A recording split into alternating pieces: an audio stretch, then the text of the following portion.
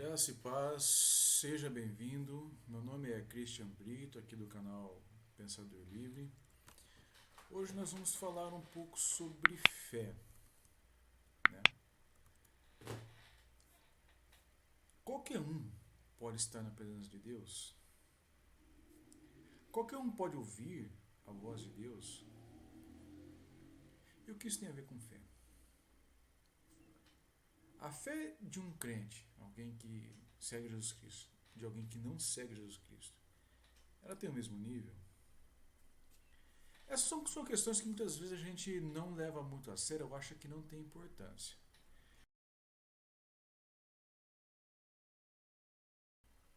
né?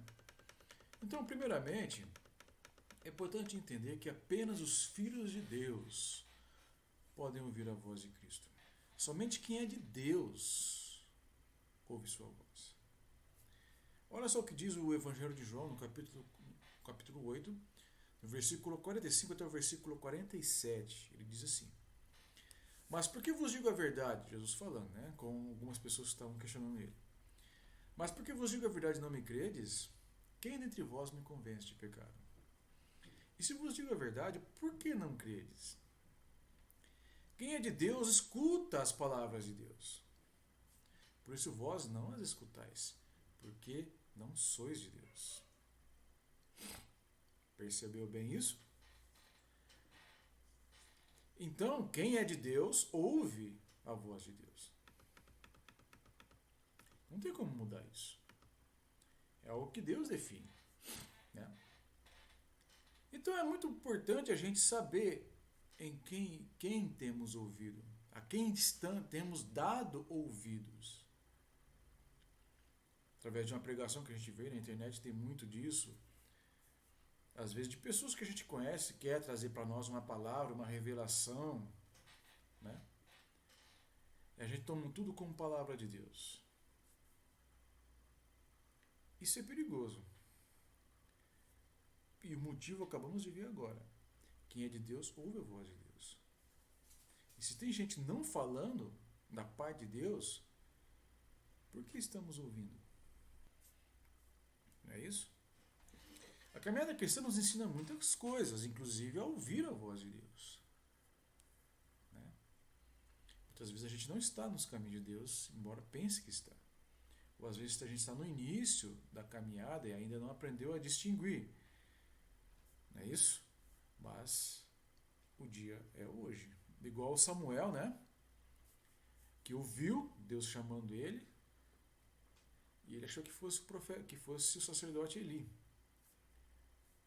Ele ouviu por 3 vezes. E por 3 vezes ele foi até o sacerdote, achando que era Eli chamando ele. Aí ele falou, não. Quando ele foi lá pela segunda vez, né?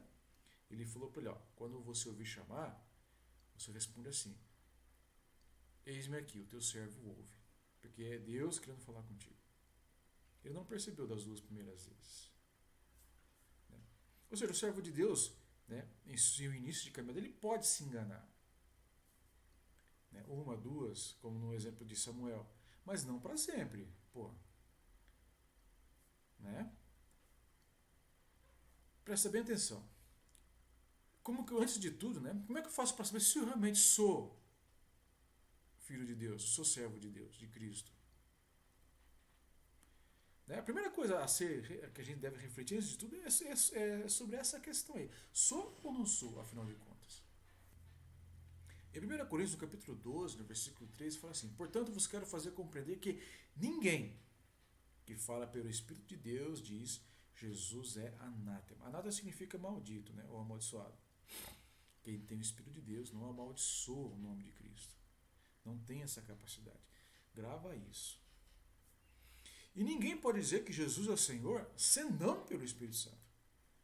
O centro da nossa salvação é o Espírito Santo. O Espírito Santo em nós é a prova de que somos salvos. Como sabemos que o Espírito Santo está em nós? Porque você consegue confessar Jesus como Senhor.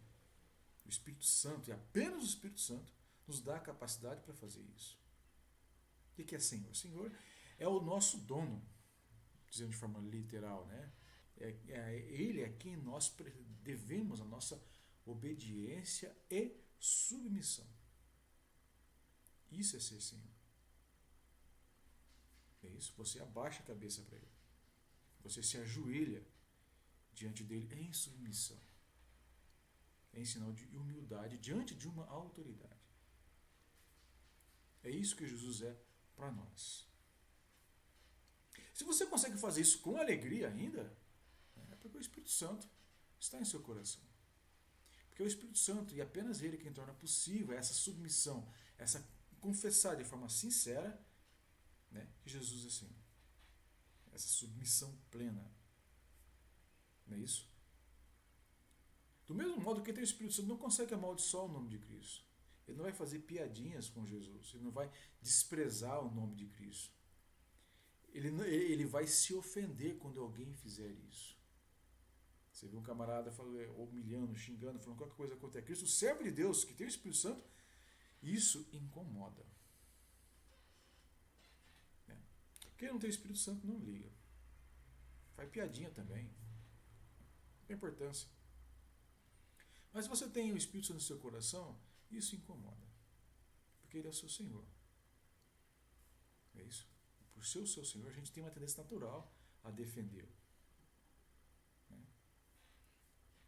Nós somos submissos a Ele, não é isso? Essa submissão ela é do fundo da alma, né? Quem tem o Espírito Santo não amaldiçoa o nome de Cristo. Não tem essa capacidade. Se ofende quando alguém fala mal de Jesus Cristo. Por causa do profundo respeito que o servo de Deus, que tem o Espírito Santo, tem pelo seu Senhor. Respeito é uma consequência natural de quem tem o Espírito Santo. Somente quem tem o Espírito Santo pode saber que é filho de Deus. O Espírito Santo nos dá essa certeza, como fala em Romanos, no capítulo 8, no versículo 16.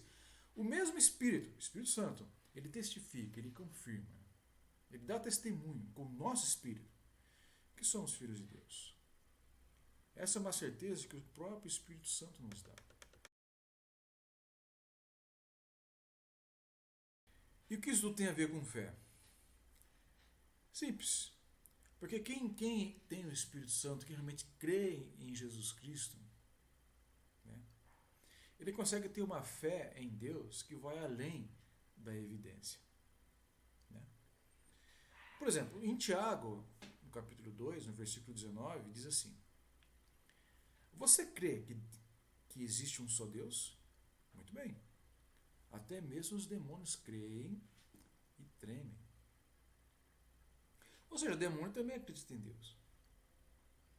Ou seja, se você acredita em Deus, isso não significa, né, que é salvo, não significa que tem o Espírito Santo, e não significa também que essa sua fé em Deus é independente de evidências, por exemplo. Tem um texto no blog Pensador Livre falando sobre Deus, sobre evidências da existência de Deus. Né? O link vai estar aqui na descrição deste vídeo, né? Caso você queira ver essas evidências. No nosso blog também tem um texto falando sobre as evidências, sobre a existência de Cristo. Né? O link também vai estar aqui na descrição, caso você queira ver essas evidências. Né? Mas enfim, caso você não creia ainda em Jesus Cristo, não tenha um encontro real com o Senhor, não tenha ainda o Espírito Santo em sua vida, mas precisa dessas evidências para começar a crer, esses links podem te ajudar. Mas se você já é salvo em Jesus Cristo, já tem o Espírito Santo, então você mesmo já deve ter percebido que não depende dessas evidências. Né? A evidência é algo que o incrédulo precisa, como por exemplo a gente vê no Evangelho de João, no capítulo 20, no versículo 29, onde Jesus conversa com Tomé. Né?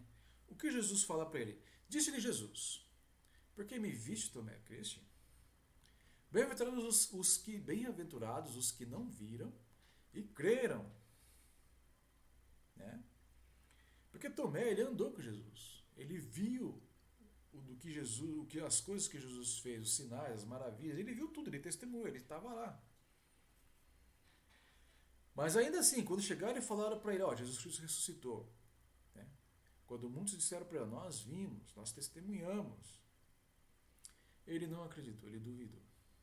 Ele falou para as pessoas assim, eu só acredito se eu ver ele, se eu tocar, se eu pôr a mão onde estava o cravo, né? Jesus sofreu um ferimento com lança do lado quando estava na cruz, né? Tomé falou, eu quero pôr o dedo no ferimento ali do lado dele, para ter certeza realmente que é ele. Porque senão eu não vou acreditar. Aí Jesus Cristo apareceu novamente, né? E desta vez Tomé estava ali. Aí Jesus falou para ele, tá bom, Tomé, põe o dedo aqui então. Põe o dedo aqui do meu lado. Porque viste e creste? Bem-aventurados os que não viram e creram. Esses que não viram e creram somos nós. Né? Então, meus irmãos, né? Vemos então que para o incrédulo a evidência é essencial. Para o salvo em Jesus Cristo, a evidência não é essencial. Por quê? Em Hebreus, no capítulo 11, no versículo 1, fala assim: a fé é a evidência para o crente. Que diz assim: ora, a fé é o firme fundamento das coisas que se esperam e a prova das coisas que se não veem. Presta bem atenção. A fé é o firme fundamento. Você espera algo de Deus. O que fundamenta essa sua esperança? Essa sua esperança está fundamentada. Qual é o alicerce da sua esperança? Esperança é aquilo que a gente espera. Né? O que fundamenta a nossa esperança? Qual é o alicerce da nossa esperança? O alicerce da nossa esperança é a nossa fé. Por quê? Porque a fé é a prova das coisas que se não veem. Enquanto uns querem evidências visíveis, a nossa evidência, a prova daquilo que esperamos, daquilo que cremos, a prova daquilo que não vemos, é a nossa fé. A fé é a própria prova, assim como a fé é o fundamento também. Isso é fé.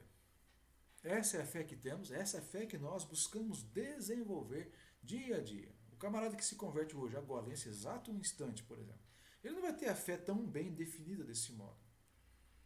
É óbvio, né? Todo mundo que é convertido sabe muito bem que no início da caminhada não era como é hoje. Né? Nós caminhamos da infância para a maturidade, tanto na vida como ser humano, como na caminhada cristã também. Então essa fé que nós buscamos é essa fé que nós vemos se desenvolver.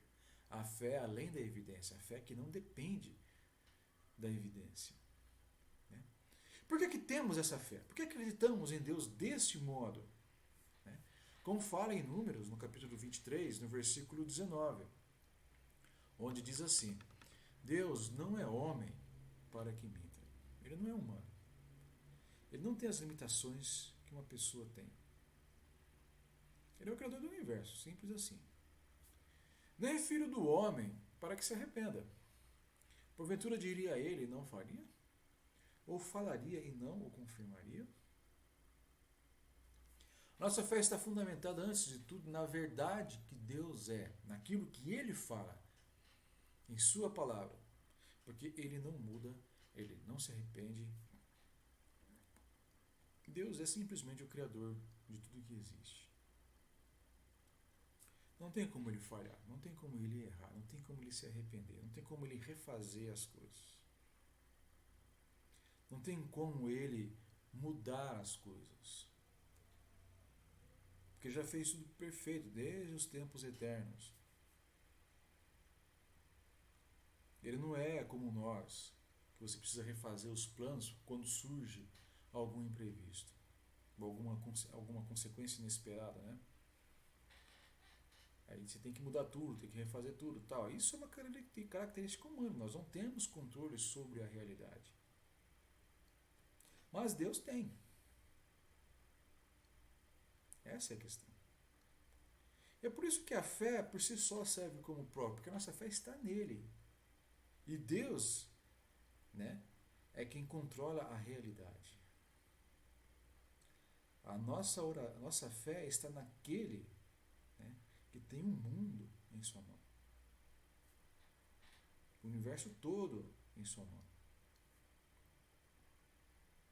Né? Diante disso, então, né, crendo nisso, né, o servo de Deus não precisa de evidência, nossa evidência é a nossa fé. A nossa fé está em Deus, porque nós acreditamos em Deus. Não é isso? Afinal de contas, nós confessamos Jesus como Senhor, não é? E Deus, ele não mente, Deus, ele não falha, Deus, ele não erra. Né? Mas aí surge uma questão, sempre tem uma questão. Como podemos saber que Deus realmente é assim, para aquele que está no início de sua caminhada na fé, que ainda tem dúvidas? O Evangelho de João, no capítulo 14, no versículo 21, diz assim: Quem tem os meus mandamentos e lhes obedece, esse é o que me ama.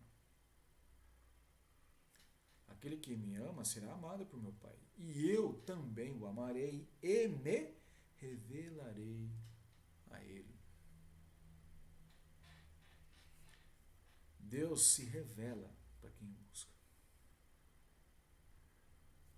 Ele se revela para quem o busca. Eu vou dar um testemunho meu, que eu já contei na igreja há um tempo atrás, bem antigo, né? Há 20 anos atrás, mais ou menos, quando eu comecei a usar óculos, 21 anos precisamente, eu estava. Meus pais eram vivos ainda, meu irmão não era casado, a gente morava todo mundo junto, né? E estava todo mundo desempregado. E eu estava com a vista muito ruim, né? Aí eu lendo a Bíblia em casa, na minha devocional diário, que tem até hoje, graças a Deus, Deus ele fala com a gente. Aí eu senti Deus falando ali naquele momento de devocional, para pedir oração na igreja a respeito disso. Né? Naquele mesmo dia, ou no dia seguinte, se não me engano, tinha culto de oração na igreja. Aí eu fui no culto, né? Naquele dia, coincidentemente, né, o dirigente dividiu as pessoas em grupos para orar, grupos pequenos, para que orassem entre as pessoas desse grupo. Aí eu levei essa questão, irmãos, estou com a vista ruim e tal, eu precisava usar óculos, né? E eu estou desempregado, posso ser que eu arrume um emprego, e do jeito que está, mas se eu arrumar um emprego no escritório, por exemplo, tem que ler isso, aquilo, vai ser difícil e tal. Aí o irmão que estava ali presente falou assim, ó, eu tenho um cunhado que ele é oftalmologista. Eu posso marcar uma consulta sua com ele. Aí pela fé eu falei, beleza, marca lá. Aí depois ele, por telefone ele passou o dia, horário, tudo, e eu fui lá. Pela fé mesmo, porque eu não tinha um centavo sequer. Né? Não era pelo SUS também. Era uma consulta particular, né? Sem dinheiro. Mas como eu tinha sentido Deus falar para pedir oração por aquele dia, né? Então eu senti aquilo como direção de Deus. E fui. Era no Morumbi, no Cambuí, né? Bairro Nobre de Campinas. A clínica dessa pessoa, desse médico, né? Aí eu fui lá. Cheguei lá tudo no horário, o médico me atendeu, fez o atendimento normal, aquele aparelhinho de olho no olho e tal. Aí fez lá a receita, tudo, né? Aí eu perguntei pra ele, então doutor, quanto é que fica, né? Porque eu já ia falar pra ele, ó, eu não tenho dinheiro. Aí ele falou assim pra mim, ó, não fica nada. Né? Não fica nada. Ó, tosse a receitinha, apertou minha mão. E eu fui embora. Né? E foi um milagre, assim. Né? Fui lá, fiz a consulta, tudo e ficou de graça. Né? Aí lá no consultório eu descobri que ele era meu irmão de igreja, né? Evangélico já há algum tempo, que eu fiquei sabendo lá, né? E Deus agiu através dele. Né? Aí eu tinha um dinheirinho guardado, bem pouquinho mesmo, que foi o suficiente para eu comprar meu primeiro óculos, uma armação bem baratinha mesmo. Né? E eu uso até hoje. Só não estou usando agora porque eu estou filmando. Mas enfim. Então, Deus se revela. E nesse episódio Deus se revelou para mim. Né? Falando comigo para levar a questão para a igreja e seguir a direção que ele me deu. E eu segui. E deu tudo certo. Então Deus ele se revela para quem acredita. Né? A própria palavra de Deus mostra isso, como a gente vê, por exemplo, no Salmo 25,14, que fala assim: o Senhor confia os seus segredos aos que o temem e os leva a conhecer a sua aliança. Né? Deus, ele revela a sua vontade para nós. Ele nos leva a conhecer, a saber quem ele é e que tipo de aliança ele tem com a gente. Ele mesmo nos conduz nisso. Ele revela os seus segredos, como diz o texto que a gente acabou de ler. Ou seja, ele fala com a gente. Ele se comunica. Ele se revela.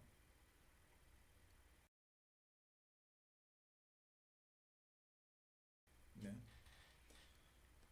Podemos ver um exemplo claro na palavra de Deus, um exemplo, aliás, muito forte de fé. No caso de Abraão, chamado pai da fé, né? Abraão, né? As pessoas, Abraão, em determinada época, ele morava em Ur da Caldeia, né? Que hoje que passou a ser a Babilônia no futuro, que hoje é o Iraque. Ele morava lá com a sua família e tal. Aí Deus falou com ele: ó, você vai sair daí e vai para uma terra que eu ainda vou te mostrar. Aí Abraão saiu na confiança, né? Deus ainda ia mostrar o lugar para onde ele ia ir, ele foi. Aí ele falou para ele: mas eu não tenho herdeiro, tal, minha esposa é estéril, não sei o quê. Aí Deus falou assim: ó, você vai ter um filho, e esse filho vai ser o pai de uma grande nação. E nele, né, e em ti, em Abraão, através desse filho, o filho da promessa, todas as nações da terra seriam abençoadas. E de fato foi, afinal, Jesus Cristo é descendente de Abraão. Esse filho é Isaac. Levou 25 anos para que Isaac nascesse. Foram 25 anos de espera e Isaac nasceu quando Abraão tinha 100 anos de idade. Aí quando Isaac estava grandinho, aí Deus chegou e falou assim para Abraão: ó, você vai pegar Isaac e vai oferecer ele em sacrifício para mim. Você vai matar Isaac. O que Abraão fez? Ele obedeceu. Não questionou. Não falou para ninguém. Pegou Isaac e levou para ser sacrificado. No caminho, né? Ele foi lá, pegou a lenha para o sacrifício, porque matava o cordeiro, né? E depois queimava. Então ele já estava levando a lenha para o sacrifício, para queimar a oferta. E no caminho Isaac perguntou para ele: mas pai, tem aqui a lenha, o fogo, mas e o cordeiro? Aí Abraão falou para Isaac: Deus proverá. Né? Chegando lá, ele pegou, amarrou Isaac, colocou em cima do altar, quando ele ia matar. Aí o anjo veio e impediu que ele fizesse isso. Muita gente interpreta esse texto como sendo uma prova de obediência. Né? Não, Abraão ele era obediente, para ver como tem que obedecer. Não importa a circunstância, tem que obedecer. É verdade, mas não é bem essa a questão, a mensagem ali. A mensagem ali é de fé. Por que fé? Porque Isaac era o filho da promessa. Isaac era a promessa de Deus para Abraão. De que seriam benditas todas as famílias da terra, de que as descendências de Abraão, através de Isaac, seriam uma grande nação. Essa era a promessa de Deus. E Abraão creu em Deus. Ele acreditou em Deus. De modo que ele sabia que alguma coisa aconteceria para que Isaac continuasse vivo. Como fala, a gente vê isso em Hebreus, no capítulo 11, do versículo 17 até o versículo 19. O capítulo 11 de Hebreus fala sobre os heróis da fé, né? Vários exemplos de fé ao longo da história bíblica. Olha o que fala de Abraão. Pela fé ofereceu Abraão a Isaac, quando foi provado. Sim, aquele que receber as promessas ofereceu o seu unigênito, sendo-lhe dito: em Isaac será chamada a tua descendência. Abraão então considerou que Deus era poderoso para até dentre os mortos o ressuscitar. E daí também em figura ele o recobrou. Ou seja, Abraão creu em Deus. Que a descendência dele seria através de Isaac. A fé dele em Deus era tanto que ele pensou assim: tá certo, Deus quer que eu mate Isaac, eu vou matar Isaac, porque eu creio que Isaac vai ressuscitar em seguida. Isaac não vai morrer, Deus não vai quebrar a sua promessa. Porque ele não mentiu quando prometeu. Abraão creu em Deus. E por essa razão ele jamais duvidou de Deus. Ele em momento algum duvidou da verdade nas palavras de Deus, na promessa de Deus. Percebe como a fé é a prova? Qual era a prova de que Isaac viveria? A fé de Abraão. Qual era o firme fundamento da esperança de Abraão de que Isaac viveria? Era a fé dele em Deus. A fé era o firme fundamento de sua esperança. A fé era a prova para ele de que Deus cumpriria a sua promessa, de que Isaac viveria. E Isaac viveu. A promessa de Deus ela se cumpriu. Por isso que Abraão é o pai da fé. Né? Olha só o que produziu a fé de Abraão. A gente vê isso em Romanos, no capítulo 4, do versículo 1 até o versículo 3, que fala assim: que diremos, pois, ter alcançado Abraão, nosso pai segundo a carne? Porque se Abraão foi justificado pelas obras, ele tem que se gloriar, mas não diante de Deus. Pois que diz a Escritura? Creu Abraão em Deus, e isso lhe foi imputado como justiça. A justificação de Abraão diante de Deus foi pela sua fé, e não pelas suas obras. Porque se fosse pelas obras, ele poderia jogar na cara de Deus e falar assim: eu mereço isso, eu mereço aquilo. Mas a gente não merece nada. Somos pecadores. Né?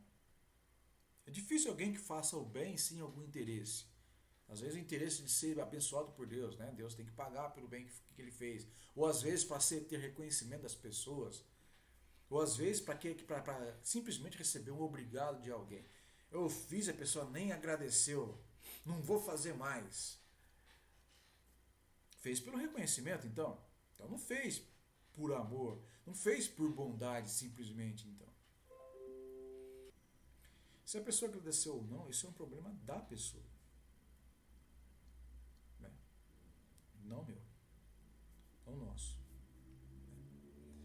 Então Abraão creu em Deus. E foi isso que o justificou diante de Deus. Nós cremos em Deus. E é isso que nos justifica diante de Deus. É isso que nos salva. É a fé que salva. Né? Porque a fé é o firme fundamento de nossa esperança. A fé é a prova daquilo que não vemos. Por isso que a fé é importante. É por isso que para nós, povo de Deus, não é evidência histórica, não é evidência arqueológica, não é nada disso que prova que Deus existe. A fé é a nossa prova.